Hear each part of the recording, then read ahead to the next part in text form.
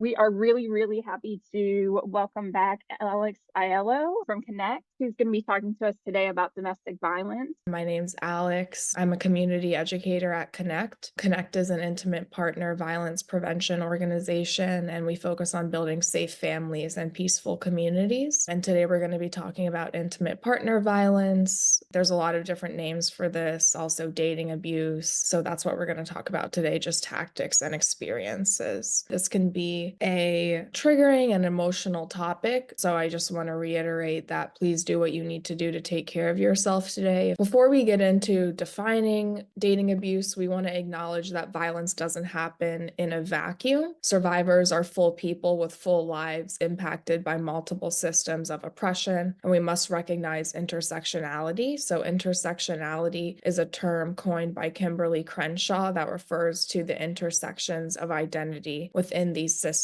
that make up an individual's experience. So when we think about a survivor's experience, we want to consider their multiple intersecting identities. For example, a white, straight, pregnant woman may have a very different experience than a Black lesbian pregnant woman, both in life and also in domestic violence and in the aftermath of experiencing that abuse. So behind all these systems is an imbalance of power and control, which is the same as domestic violence. It's an imbalance of power and control.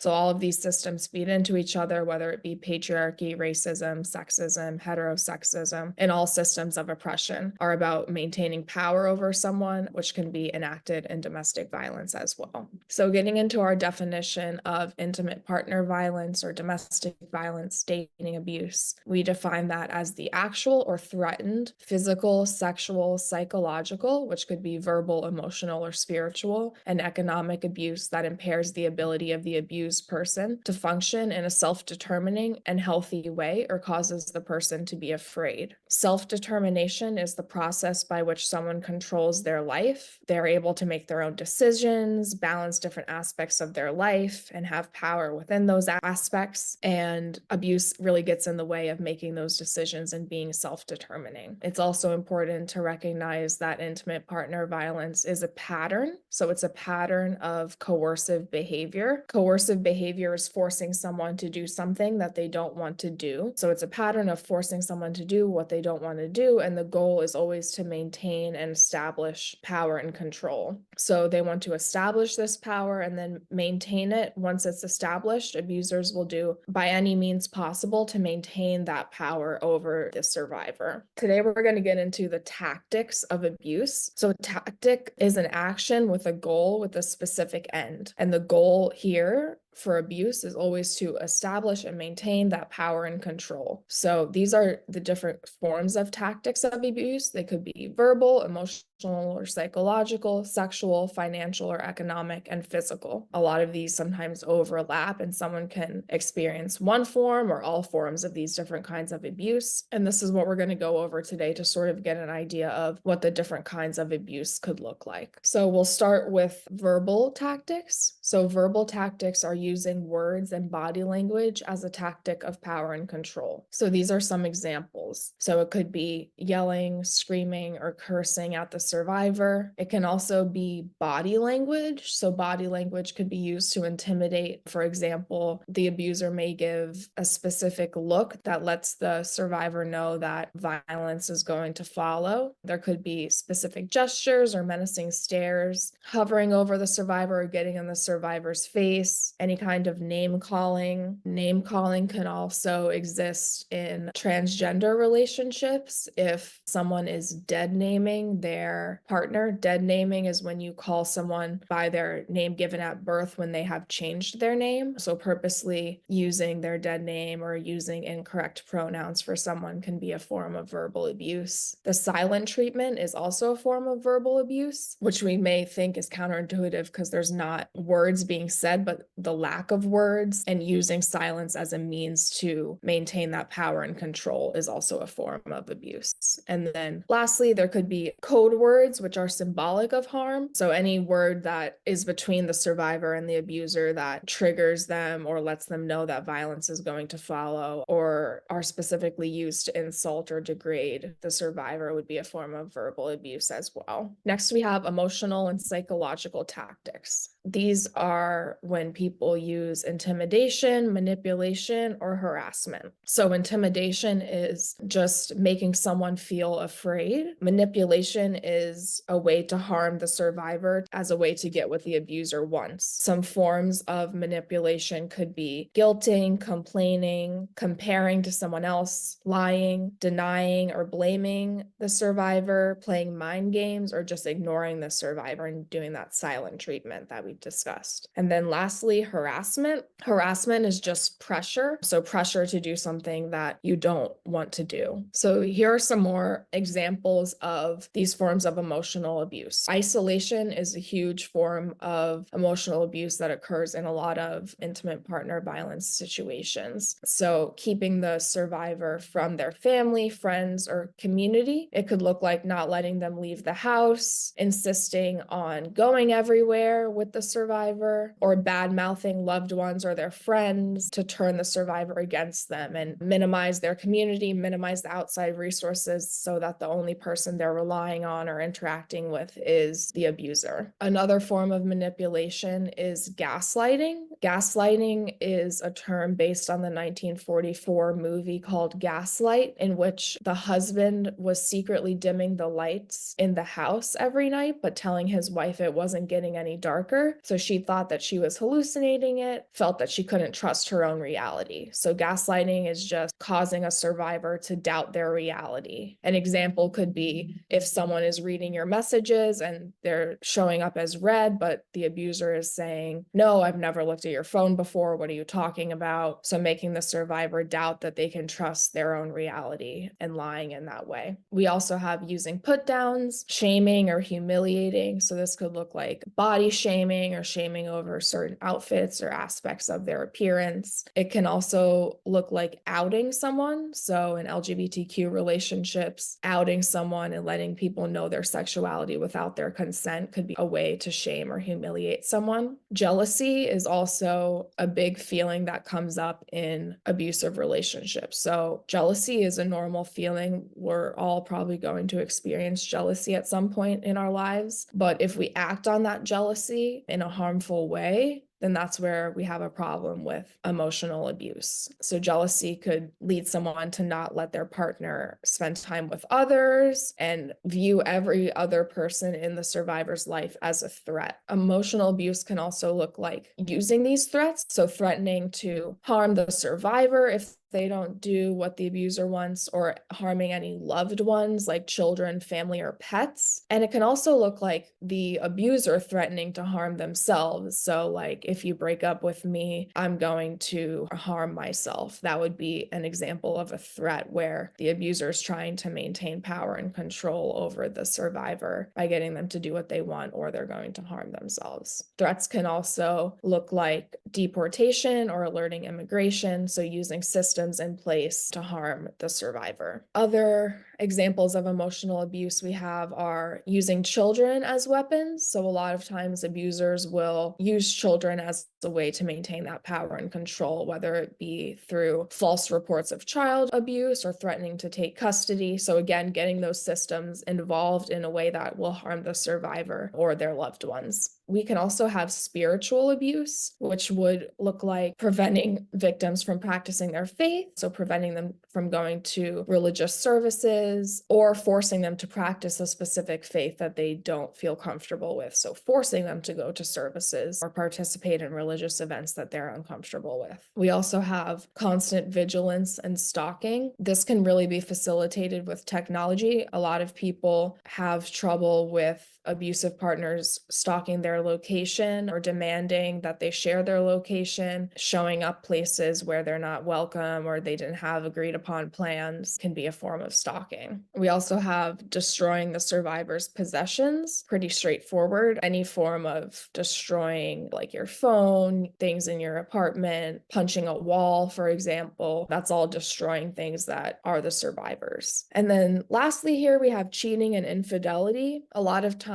cheating and infidelity go hand in hand with lying, gaslighting, or blaming, and can really get into a cycle of abuse. So we just want to be aware of that. Next, we have sexual tactics. So this is using sexual coercion, sexual aggression, or reproductive coercion. So these are all forms of sexual abuse. We have obviously rape and sexual assault. We define those as when a sexual act occurs without the presence of consent. I like to use the Planned Parenthood acronym FRIES to define consent. F means freely given. So someone is saying yes to a sexual act of their own will and are not being forced to say yes. The R stands for reversible. So someone can say yes to something, but then they can change their mind and say no. And if that's not respected, that would be sexual assault. I stands for informed, just being aware of what you're consenting to, aware of this person's relationships with others, as well as their STI statuses. E stands for enthusiastic. So consent is not just the absence of a no, but it's the presence of an enthusiastic yes.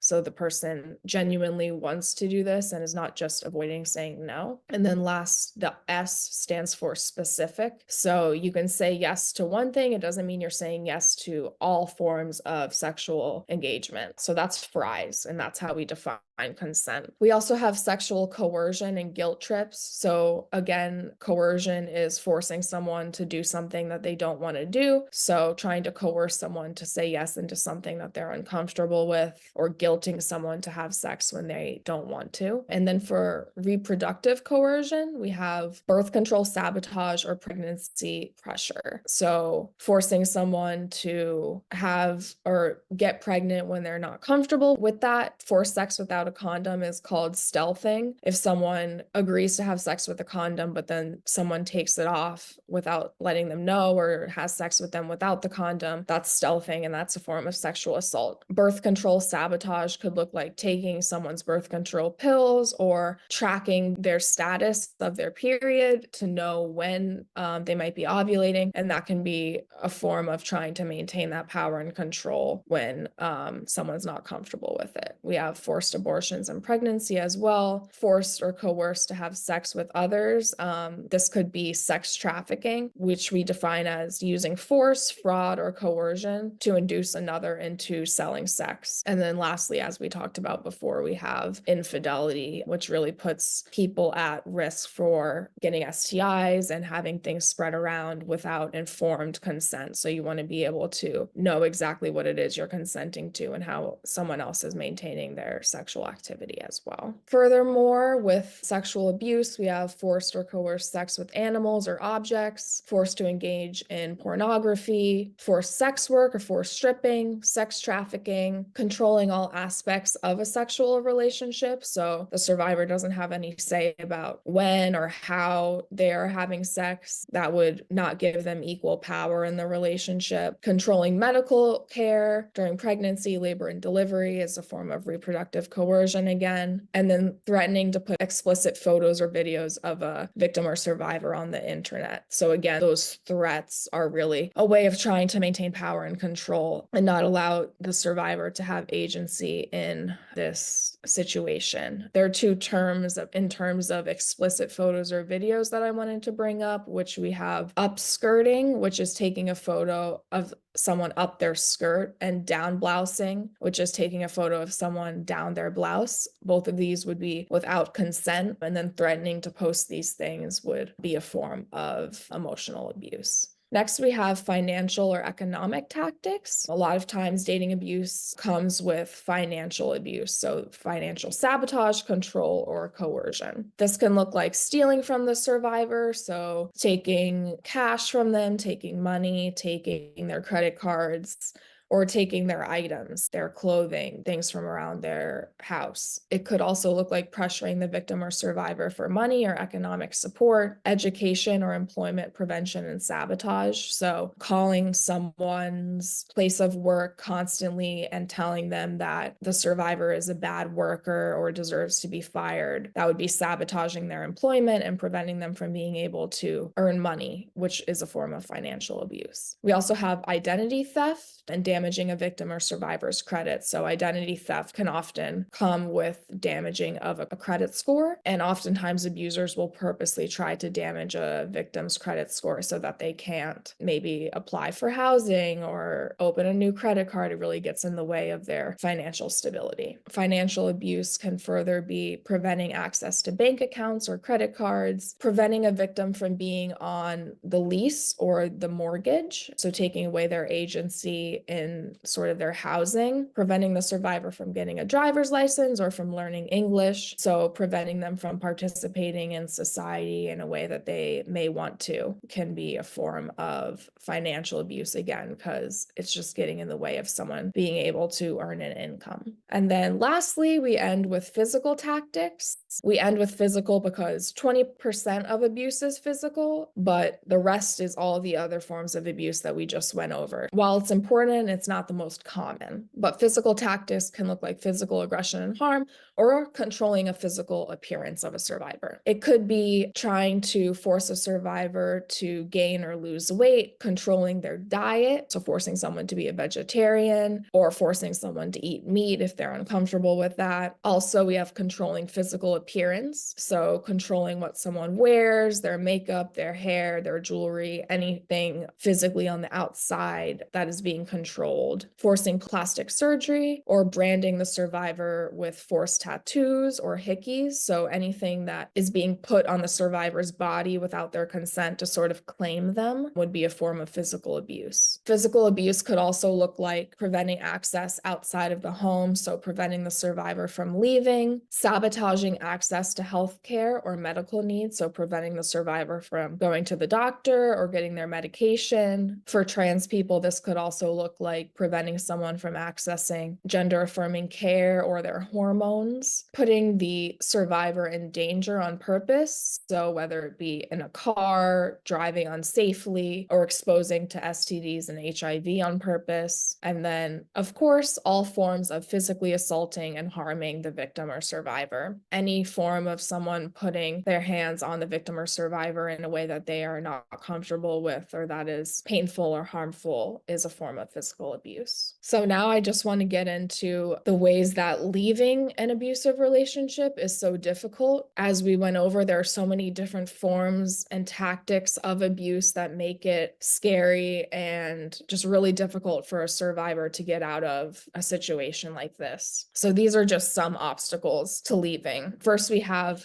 fear. So just being afraid of the harm that could come to leaving. And this is a valid fear because homicide is most likely to happen when a survivor is leaving an abusive relationship. Maybe the abuser also made threats about what they would do if the survivor tried to leave. So just being afraid of those threats and what might happen is a very real obstacle to leaving. We also have children. So fearing that the children may be taken away or put in foster care if the survivor were to leave, or sometimes it can be an obstacle if the survivor is trying to stay in a domestic violence shelter. Not all of them allow children to come. If the survivor is a woman and their children are boys, that can be an obstacle to staying in a shelter. We also have economic factors. So sometimes survivors may be reliant on their partner financially or out of a job if they were to leave. It also is very costly to leave a relationship in terms of moving, forming a new way of living financially. So those factors can get in the way, as well as housing, as I mentioned before, trying to go to a shelter or maybe needing to live somewhere else for a while, not knowing where to go is a very real obstacle. There can also be family pressure. Maybe the family gets along with the abuser and you don't want to put a wedge in the family. It could be an arranged marriage, and it could also be that the family is very critical of divorce or critical of relationships ending. So there could be a lot of pressure from the family or community to stay. Immigration issues can also be an obstacle to leaving. If someone needs this marriage to be in the United States legally. We also have faith and religious beliefs. So in a lot of spiritual traditions, divorce is viewed as a sin or like a reason to send someone to hell. So that can be really scary for people if they feel like they just need to stay in one relationship or be in this because it is God's will, whatever it may be. And then lastly, we have health factors. So sometimes survivors need to be in a relationship with their partner to access health insurance, to access their medications, or their abusive partner could also be their caretaker. So that can complicate things and make it difficult to leave. So all of this is just to say there are a lot of obstacles to leaving. It can be really difficult in a situation like this with all these different factors going on to know really how to get out. So we want to just prioritize empathy for survivors and understanding how difficult of a situation it is and how many obstacles there are to getting out. So now just to go over some effective support, how can we support survivors? Number one, we want to believe the survivor. Oftentimes the number one reason that survivors don't share what they're going through or don't come forward in instances of abusive relationships is fear of not being believed. We really see this in our culture as well, just how survivors aren't believed or are questioned or are blamed. They may also doubt that this is even happening to them or what it is because of gaslighting or verbal and emotional abuse they may be experiencing within the relationship. So we want to counter that by believing them and letting them know that we hear them and that it's not okay what they're going through. We really want to listen because there aren't a lot of safe spaces to talk about domestic violence. So we want survivors to be able to take a load off and just pour out what they're going through so that they're not alone in it. So we want to listen, especially because they may not be being listened to or heard in their relationship. And it takes so much courage to come forward and share that we want to just thank them for that courage and listen. We want to practice empathy, compassion, and non-judgment. We really just want to show care, put ourselves in the survivor's shoes and empathize with the feelings. So even if we haven't been through an abusive relationship, I'm sure all of us at some point have felt fear or shame or blame. So empathizing with those feelings and trying to understand what it is that the survivor may be feeling, even if we can't necessarily relate to the exact experience. Then we want to ask the survivor how we can support them. So let them be in charge of how they want support. Let them name the supports that they want so that survivors can have the agency. We want to remember trust is an earned experience and not a given. So it may take time for a survivor to truly trust you and open up. So just being patient with that. Then we want to avoid advice giving. So in an abusive relationship, a survivor is having their agency taken away by their abuser, and we don't want to further take away their agency by telling them what they should do. Rather, we want to hear them out, hear their ideas, and support them in making the decision that's best for them from their own will, not being forced to do anything themselves. We want to be an anchor and not a rescuer. Anchor in the reality of the truth that this is not okay and that they deserve safety. And then lastly, becoming familiar with resources available for survivors. Connect has a great list of different resources available for survivors that you or anyone you know